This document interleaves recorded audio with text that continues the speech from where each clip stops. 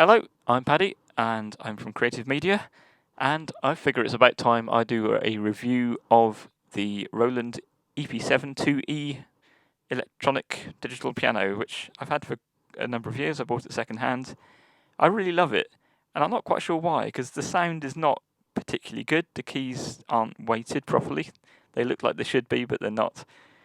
But for all that, it's really nice. So the bad bits first. The sound, I've just got the reverb and chorus all off. This is the standard piano 1 sound.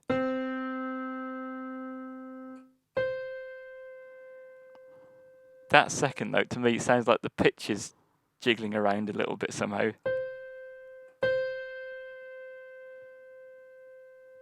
I don't know if you can hear that, but it doesn't sound like a wonderful sound to me. It doesn't do anything particularly clever. It's velocity sensitive, but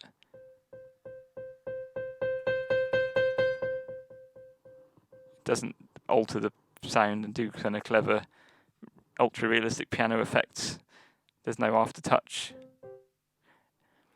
But, and the top notes, there's some kind of nasty undertone going on there. I don't like it at all. But for all that, it's just so versatile, and you can pick them up quite cheap. The lack of weighted keyboard isn't necessarily a problem, because you can play very quick notes, and you don't have to really hammer it to get a sound. And also, it means it's very light. It's such a light keyboard. It's just super light. So taking it to gigs, you can kind of put it in a gig bag with several other bits. All the power supplies. Power supply is separate and is enormous. Don't know if I can get that in the picture. Enormous, great power supply, which hopefully means it's a good quality one. But that does mean a bit of extra weight that's not in the actual thing, but you still got to carry it to actually use the thing.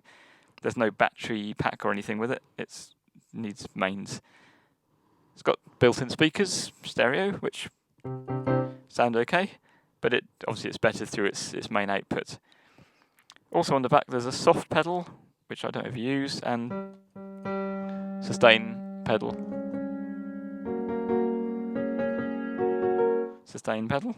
Which I think is a simple on-off. It's not one of the fancy ones where you can get half pressure like some digital pianos do. So, some of the hidden features, this isn't hidden. Chorus and reverb.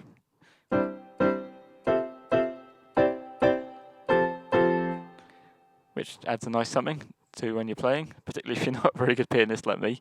It makes things sound a lot nicer. You can have them both at once.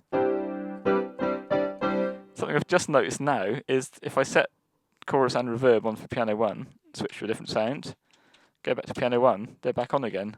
So it remembers settings. I can put them off for electric piano. Wait a minute, what's going on? So I turn them off for electric piano. No, that doesn't make much sense anymore. Let's turn them on for choir.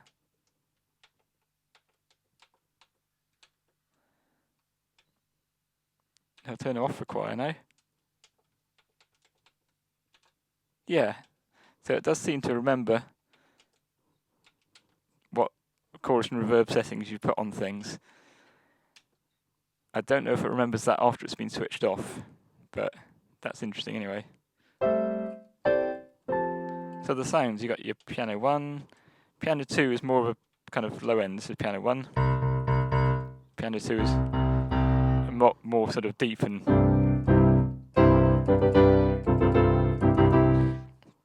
lot more kind of majestic, particularly with a reverb on.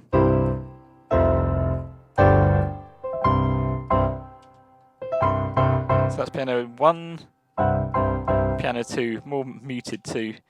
Electric piano is my favourite. I love this sound.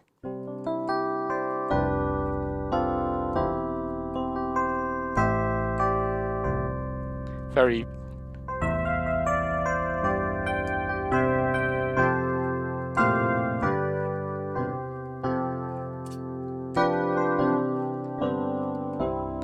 great for 80s Disney style, which I love a bit of that. And vibraphone.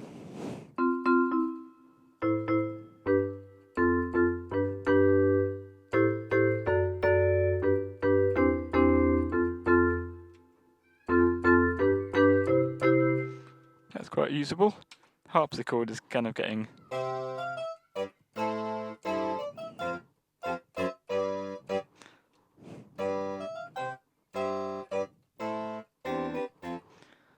it's usable if you do harpsichord. Organ's quite a nice church organ, especially with some reverb on.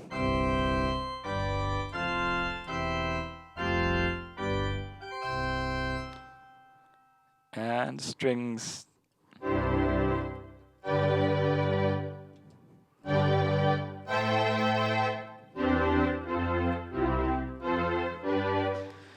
Yeah, quite usable, quite nice and rich, but I guess I've got lots of things with better sounding strings on, so I'd use those out of preference. I keep a sound module on the top, which adds a lot of extra stuff, and the choir is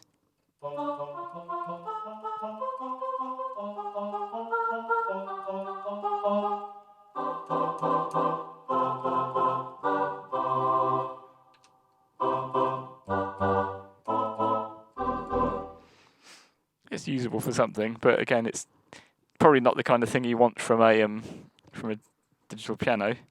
Everything is velocity sensitive, of course. The hidden feature on this, though, is, say if I'm playing electric piano, put that on, and I want to add some vibraphone, I just press 2 buttons at once. And that's vibraphone and electric piano mixed up. Or I can mix up organ.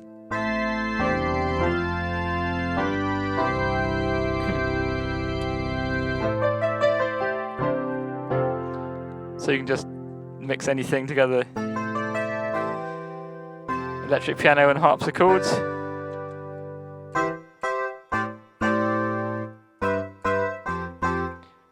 And that's really useful. I mean, for all this keyboard doesn't have any display. It's built in the 90s when people thought, big clear areas with nothing on was the thing, not everything covered in knobs and sliders or buttons and flashing lights. As long as there's no way of telling if you've got which things you've got selected, but apart from just remembering, but that's really useful for performance. You can just, it doubles, no, more than doubles. It adds, I guess in theory, there's quite a lot of different sounds from this. I can't work out the maths right now. You've got a lot of options there. That's one feature.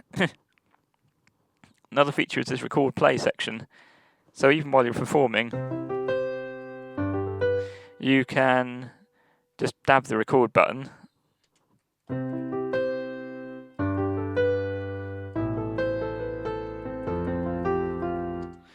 Then you can play that back.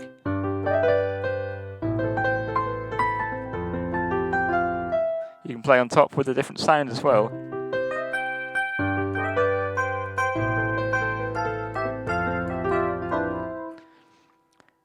I'm not sure if that actually does anything to the polyphony.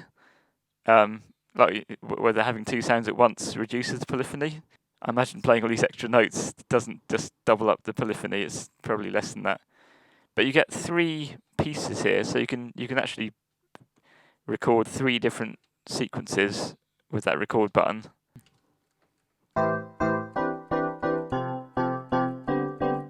So I've got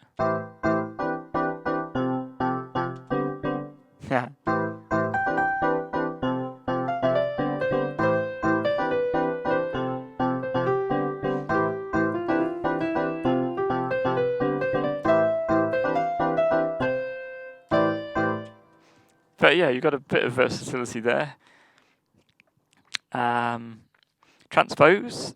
I found Transpose invaluable because really I can only play in C or easy keys, so I'm always transposing, which you can do great in the middle of a piece. If you want to make it sound like you can play amazing jazz and stuff, you can kind of... You just press the 2 up keys and press the key you want to turn into. Ah!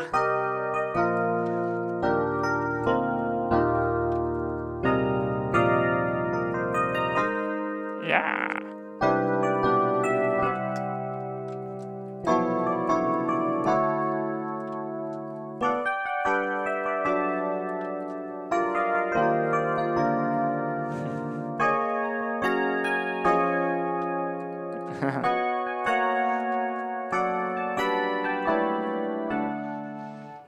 The only downside with the transpose is, say, if I transpose up to G, it actually can't play below that note. So, like I say, that's the bottom note on the keyboard going up the scale. Can I get the camera to show that? It's something I can't really explain, isn't it? Whoop! There's my knee. There we go. So that's the downside with the transposing. It's kind of not a true transpose in a sense. Get it back to C again. The lack of screen means you can't, that's where the screen isn't, means that controlling MIDI features and such like is not simple. The only thing I can remember, I've got the manual, but the only feature I can remember is to turn off the note transmit, because if I've got a sound module plugged in the back, it's got a MIDI in and out. So if my out is plugged to my sound module, I change to electronic piano, it changes my sound module to a different sound as well. I need to turn that off, and to do that, I hold down that key, that key, that key, and that key. That turns off send MIDI sounds. There's various other combinations like that that you have to remember if you use them often. Output channel is like one of the lower keys. You kind of hold down the right keys and you press bottom C, and that means channel 1, and D is channel 2, that kind of thing. So that is also a bit of an irritation and a limitation of not having a screen. But all in all, I really love this keyboard for its lightness, its audio input, its versatility with mixing up sounds like that. These little record things, which are just great for adding a little ostinato to a piece you're playing live. They're very easy transpose, that's great. None of this kind of up, down. These up-down arrows actually control the tempo of your recording. So if I'm playing, I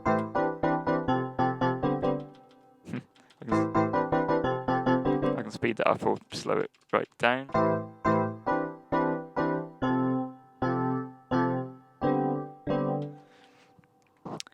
I think that's all I can say about the Roland EP7-IIe. If you're looking for a cheap, lightweight keyboard with built-in speakers, then do consider this one, Roland EP7, because it's really nice, and I've had it for many years. I've carted it around to gigs.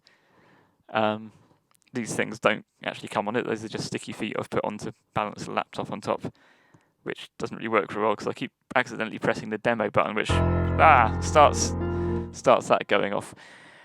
So that's a great danger. You could almost want to remove that button, because that's something that's very easy to press when you're in the middle of a gig. But it is handy for sound checking. You just put that running, and you can go back if you're doing the kind of small gigs I do. You can go back and do the mixing, check the levels are right, and you're sorted. That's all I've got to say. Thanks for watching, and enjoy your keyboard playing, whatever kind of music you do. Cheers.